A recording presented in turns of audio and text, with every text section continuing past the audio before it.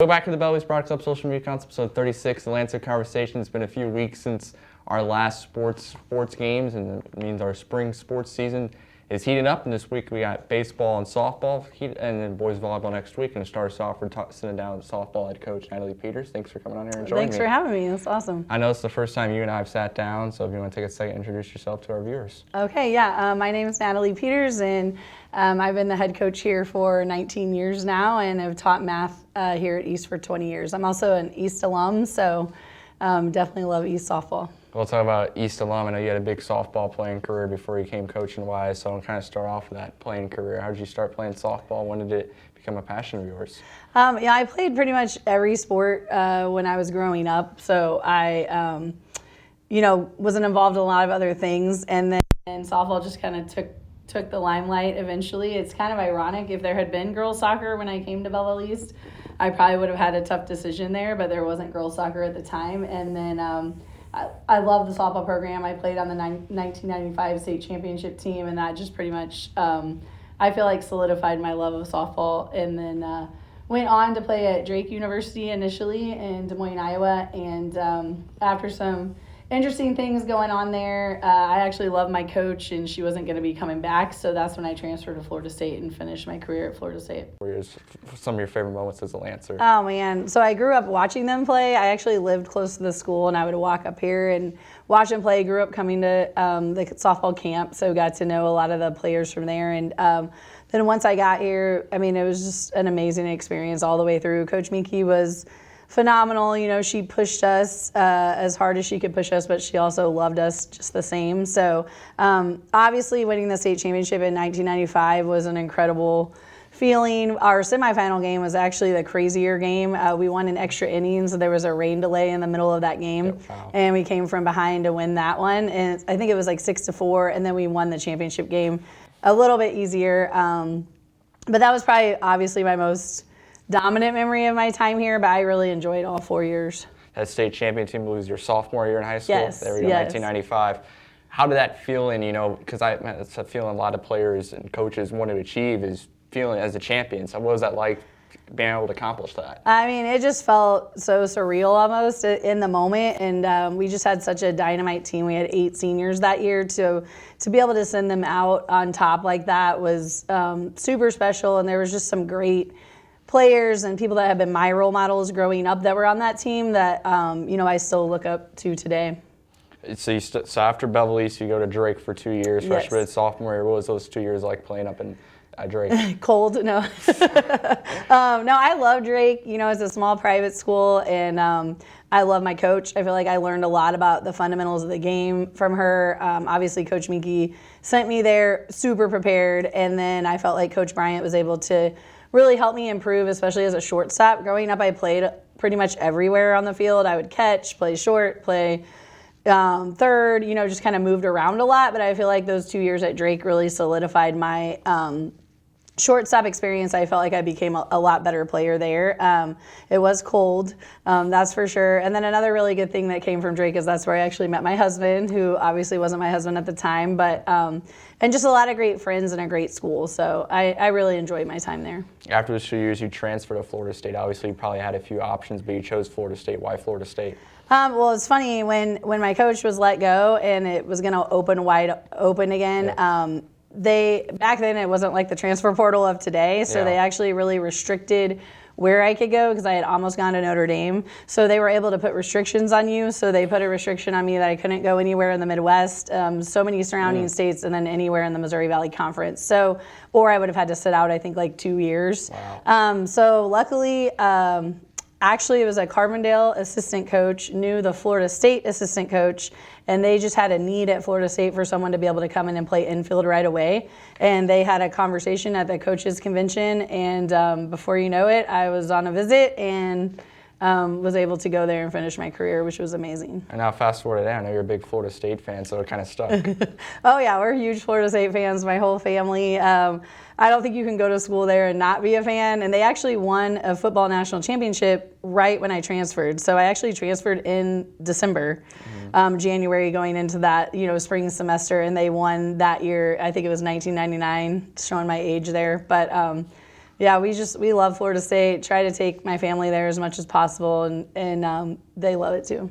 So both years at Florida State, you guys appeared in the NCAA tournament. I mean, that's got to be pretty cool to be one of the top teams and play in that tournament. Oh yeah, we were. I think we finished right up there in the 9-10 area both my junior and senior year. And senior year was actually devastating. We had the lead against Cal. We basically needed one strike to go to the College World Series. We ended up losing on a last-second hit. But to be able to play there, play in that stadium, I just always felt so lucky and so blessed. And it was an amazing experience.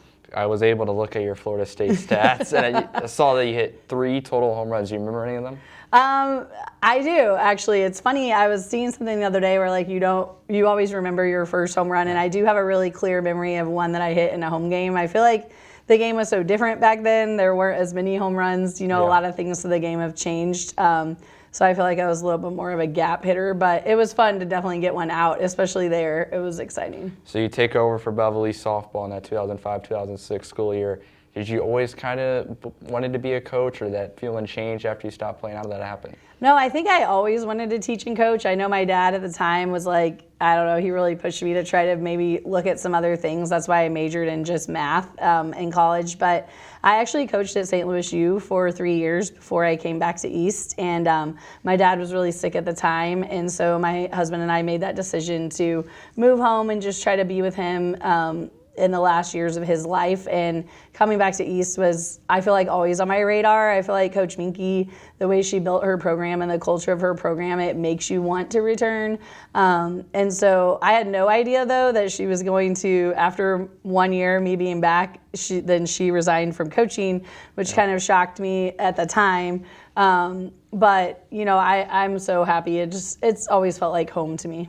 So you take over for the legendary Coach Minky. I mean, kind of big shoes to fill taking over for Yes. her. What was it like taking over for her? I will tell you that Coach, she handled it so great, because I feel like she didn't try to overstep, but she was always like, I'm here for you, whatever you need. And she kind of had the idea of, I really need to be in the background here for a little bit, for a few years, but I'll help you with paperwork and any practice planning or anything that you need, because it's definitely, it definitely was a crazy feeling trying to, take over for someone of that caliber and the success that she had. And really just I loved the cultures and tradition that she had created. So I really felt like I wanted to do everything I could to maintain that for her. How big a part was her in your obviously playing career, but also coaching career? Oh, huge. I mean, she's obviously my number one mentor, always has been. And she's always been 100% supportive of me in the good times and the bad, and I think she's been great. I've learned a lot from her as a player. And then obviously in those initial years of coaching, we would talk on the phone constantly and just constantly picking her ear and, getting advice from her. And still to this day, she's around and, gives good advice too. What's your favorite thing about coaching? My favorite thing about coaching, I would say my favorite thing about coaching is just establishing those relationships with your players. Obviously, I'm very competitive. I think anybody that knows me would know that. But just being able to see these young girls, and especially with our Junior Lancer program, a lot of times I meet them when they're 6 and 7 years old, and to see them grow up and mature and become these amazing teammates and amazing players by the time they graduate, and then to be able to follow their successes after high school has definitely been the best part. Do you have a favorite moment coaching so far these so many years? Oh, there's probably a lot. I have to, one favorite moment. You can pick a few. I do remember it's crazy because it was just a regional championship, so you wouldn't think maybe the emotions were as heightened, but we got sent to Sacred Heart Griffin that year, and it was a interesting environment, and it was a great game. I mean, they had 3 Division I players going D1. We were playing on turf for the first time ever.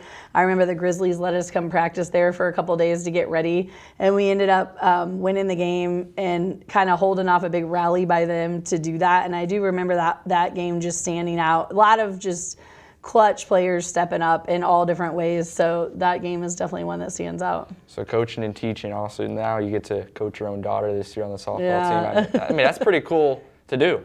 It has been a for real, a surreal, full circle moment for sure.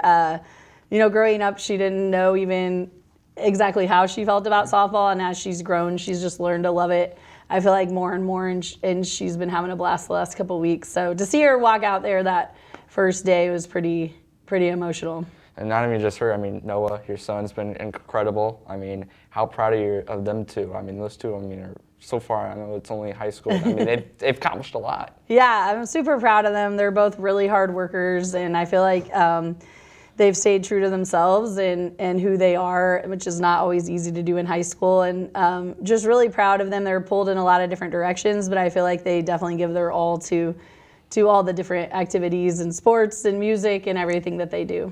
Look at East Softball as a program these last few years. You guys are going for 4 straight regional championships, and now hopefully it's 6 and 7, 6 regional championships in 7 years. I mean, that's pretty impressive under you and your program.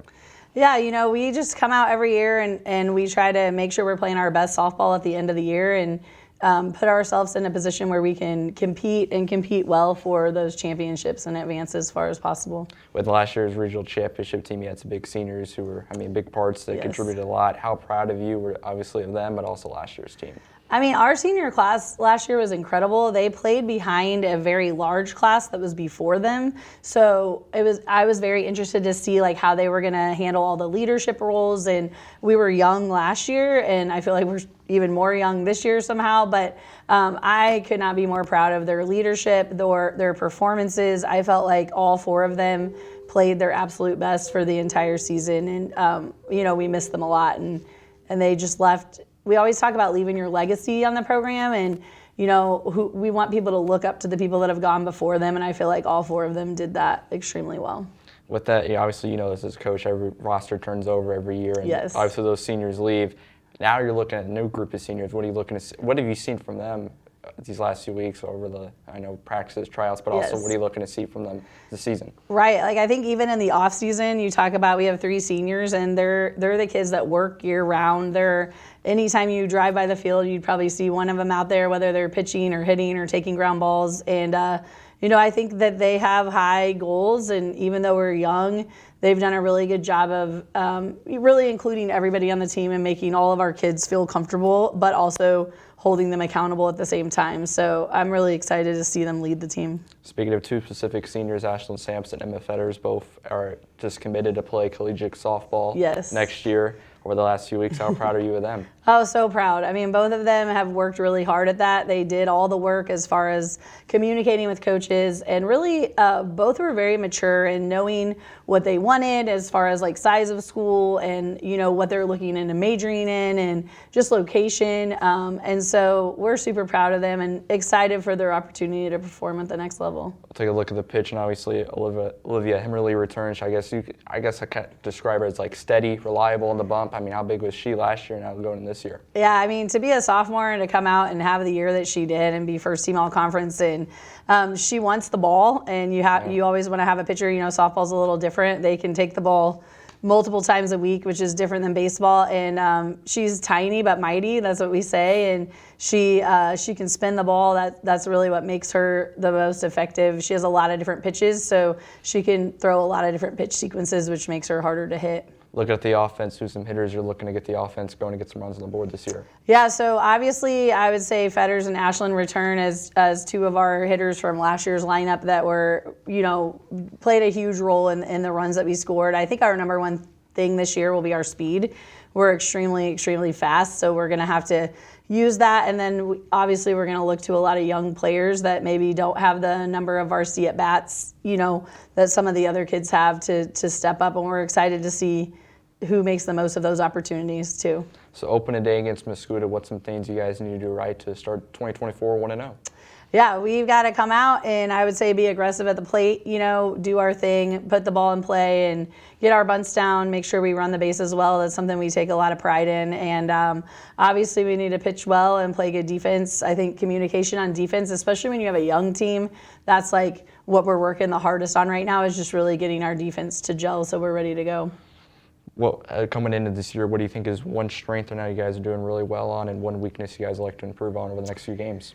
Well, I would kind of come back to that speed. I think even though we lost a ton of offense, like you look at just Ava and Maya, I think it was like 129 hits. Maya broke the single season record for hits last year. So just trying to, we tell the kids you don't need to try to be them or do exactly what they did. But obviously this 2024 team has to figure out our way that we're going to score runs. I think we do have some great big hitters, but I also think that we're going to have to use the little game and just be really aggressive on the base paths. And then as far as a weakness, I just think, like I said, we just have to continue to gel our defense. We got to figure out where people are going to play. I always say going into the season is a giant puzzle, and the lineup on game 1 is never the lineup on game 35. So I think we have a lot of people really fighting for positions right now. So we got to get that figured out, and we'll be ready to go. Well, Coach, thanks for coming on. Good luck this season. Thank you so much for having me.